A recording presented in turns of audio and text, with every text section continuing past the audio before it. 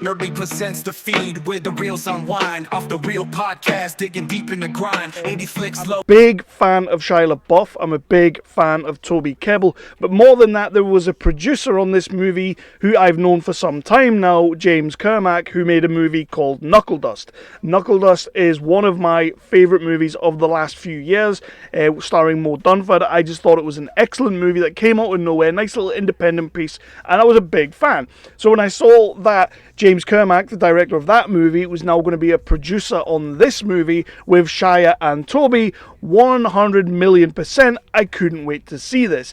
Add to this, it's a boxing movie, and I've got a little bit of a soft spot for boxing movies. The underdog story is always a compelling story, and this is one of those stories. Check out my review from a few weeks back, or about a month ago, when I reviewed the Irish movie Swing Bout. Fantastic boxing movie, however told from a different kind of perspective. First of all, let me just say that my name is Kevin Halden. This is Nerdly Presents. It's an off-the-reel review, so I am going to be sitting and getting into this movie. I'll do what I always do, and that is to talk about the plot of the movie with as few spoilers as possible, get into the cast and crew of the movie, get into what I did and didn't like about the movie, and then I'll give you my final Nerdly Presents off-the-reel rating review. Off-the-reel review rating. We are going to get into it in a quick hot second, but I also want to quickly mention this is a directorial debut, I believe, from two directors, Bjorn Franklin and Johnny Marchetta. I believe this is their first feature film. Independent filmmaking, movie making films at any level, getting your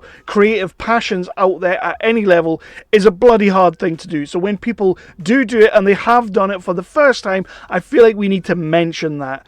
Let's talk about Salvable. So the IMDb synopsis will tell you that an aging boxer struggles to escape the grasp of a small town while battling a fractured relationship with his teenage daughter. Now that is the nuts and bolts of it. That is kind of the A-plot of the movie, but there's a lot more going on. Sal, who is played by Toby Kebbell, is an aging boxer, yes.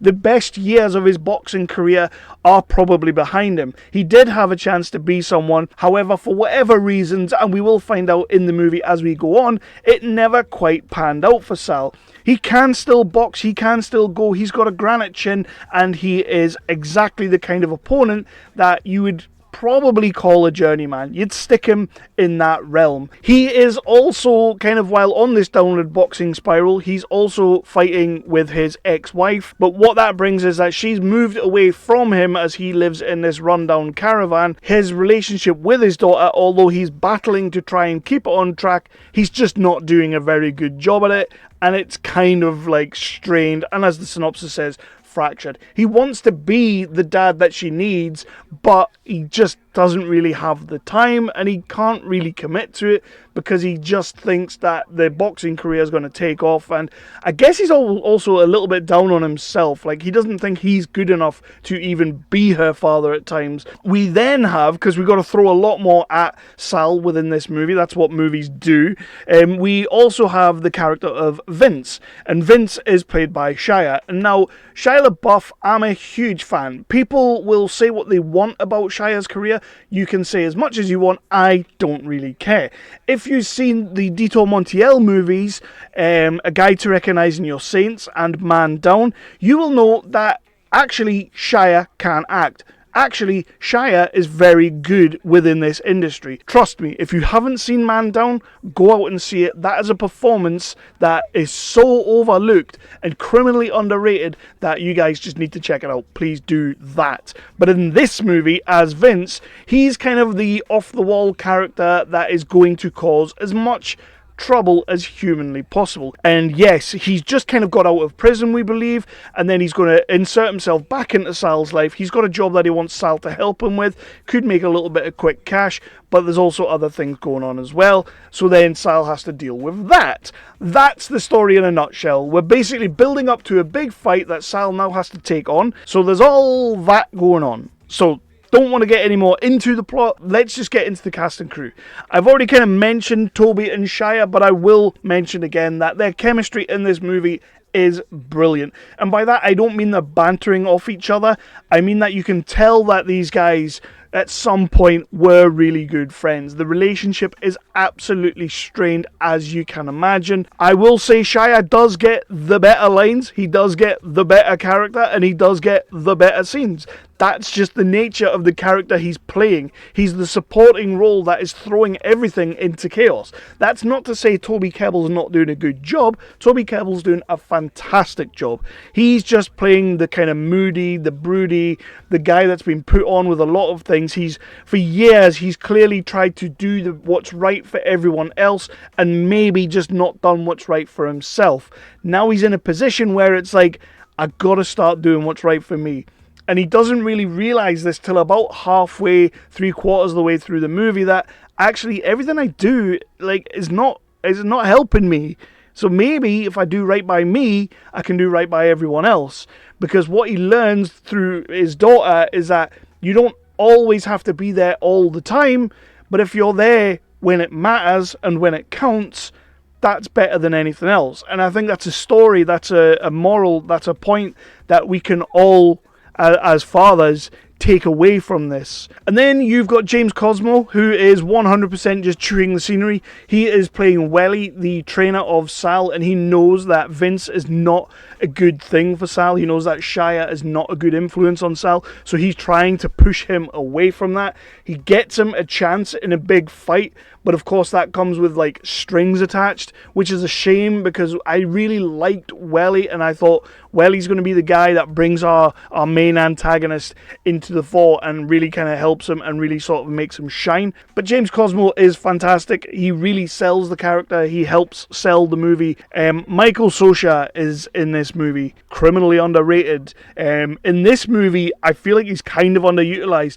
I feel like if you have someone like him, an actor of this caliber, I do believe there was more for him to do in this movie. He gets a really, really nice interaction with Toby Kebbell that does help sell a lot of Toby's character, and I like that. I like that Socha got to do that, but honestly, I feel like he was really underutilized in this film, and I wanted more of him. But that's a complaint I have about most projects that Michael Socha seems to be in. This is a kid that can fucking act. So please hire him and let him fucking act. That's all I'm going to say on that. So I might as well get into what I did and didn't like about this movie, because that is kind of the cast and crew. Yes, there are other characters worth talking about, but I don't really want to get into those things because it does lean on spoilers a little bit. One of the things that I really liked is that the boxing that you get in the movie, because you do get some boxing, does look credible. It looks really cool. Toby Kebbell knows how to throw a punch. He knows how to carry his body. Now, what I do know, because I saw a couple of interviews about a year ago or a year and a half ago, is that Carl Froch had a lot to do with this movie in terms of making the boxing look right, making that world look right. He did a big interview with Shia, which is a fantastic interview, and I implore you to go and watch that on YouTube. The channel's called Froch on Fighting. Go and find Shia's interview on there, because he is very, very open about some of the troubles that he was having at the time. But he's also given you a lot of why he is in this movie, what made him want to do the movie, and why he goes so balls deep into the character. Because he's doing an accent here as well. He's doing an Irish accent that at times is a touch ropey, but for the most part, it's a fantastic Irish accent. So I was all about that life. Something that I wasn't overly keen on is, I love this movie, by the way, and I think the story to this movie, it's an underdog story as it always should be, but he plays the underdog really well, and he comes through really, really well, and I kind of loved the story for that. But in the tail end of the movie, again, no spoilers, I just felt like the brakes had been screeched so hard, and we almost came to a full stop at one point. It's hard to talk about without doing spoilers, but it just felt like they were dragging the moment out a little bit. And I get that, because you needed certain people to get into certain places so that they could do certain things. So I get that you take the time with that, but it did slow down the pace of what was going on and felt a tad jarring. Now, what you also do have on top of that, that sort of I wouldn't say takes away that negative, but is definitely a positive to that negative, is that the score in those moments is absolutely divine. The music in this movie, right the way throughout, is excellent, but in those last 10-15 minutes, the score, the sound design, everything is gorgeous. So it makes those moments hit.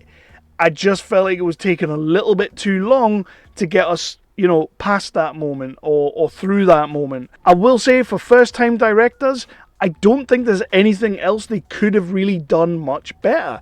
I think they've done a great little job with this. They definitely had a good crew behind them. My negatives are very small. They're nitpicky, if anything. There is an amazing scene where like a bare knuckle boxing style thing does happen. It's in the trailer. It's at the start of the trailer. You see the start of what the happenings of what's going on. So it's not really too much of a spoiler. This scene is phenomenal. I want people, when they watch this scene, to just get engrossed in this moment. Because I'm pretty sure, I could be wrong, I would need to watch it again, but I'm pretty sure this scene is fairly unbroken. There are a few edits in there, but there's a nice long take in here that has got so much going on with background characters, so much going on with Shia, Toby, the emotions going on, the supporting artists. This is a fantastic little scene, and I want people to really, really pay attention to what they've accomplished in this moment with that scene. It shows the creative things people can do with not massive budgets. I do think this movie had a budget, but I'd be willing to say the budget is not huge on this film. I would be willing to say that. So yeah, I may as well just bounce into my final rating of this movie. My Nerdly Presents the Off the Reel review rating. Easy for me to say.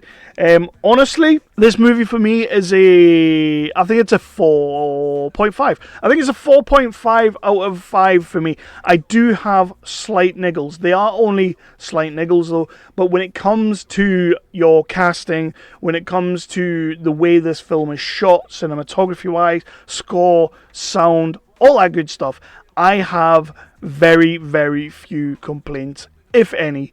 My biggest complaint, honestly, I think seems to be Michael Socha. I was just kind of like, wow, we've got Michael Socha in this movie. Okay, he's not really in this movie. Now he is, and he does have some good scenes. He does have some good moments, but I really wanted just a lot more from him. And I know you can't give everybody like all the screen time in the world. I know that. I know movies are movies and stories need to be told, but honestly, that was just something that I felt while I was watching it. And that is maybe just on me as a film fan, because when I see actors that I really, really admire and adore, I do want to see them do more. So, yeah, there is that. James Cosmo, wonderful. Shia LaBeouf, absolutely brilliant. Toby Kebbell, wonderful. I think everybody's doing a fantastic job in this movie. And for a first-time directorial debut from these two guys, I believe it is anyway, I might be misspeaking on that, but I'm sure it is. I think they've genuinely tapped into a great little film yet. The story may not be 100% original, but it's freaking believable. It's grimy and it's dirty when it needs to be, and it shows a realism and a reality that 100% exists within this world. My name has been Kevin Halden. This is Nerdly Presents Off the Reel review. The review is of the movie Salvable. Please do go and check it out. 4.5 out of 5. Salvable is an excellent movie, and you can go out, you can check it out now. It's out there in the big bad world, so please do check it out. If you like the movie, hit me in the comments down below. Let me know what you thought. If you didn't like the movie, let me know what you thought. If you think my views are bang out of order, again, hit me in the comments down below and we can talk about it down there. That is where the conversation continues. But for now, I am out. See you on the next one.